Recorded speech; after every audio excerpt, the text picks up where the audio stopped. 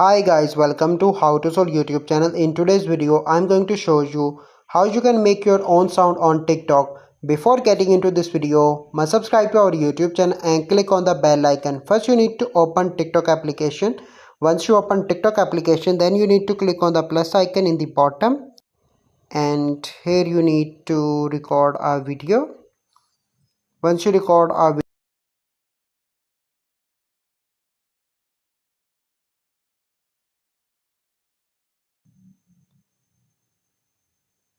after that you need to post that video on TikTok. And once you done that, you simply need to, let me show you, once you upload a video,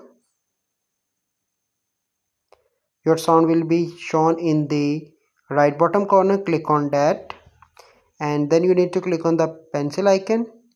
You can enter a sound title and here you can see the option of use this sound, and if people click on that option, people are able to use that sound.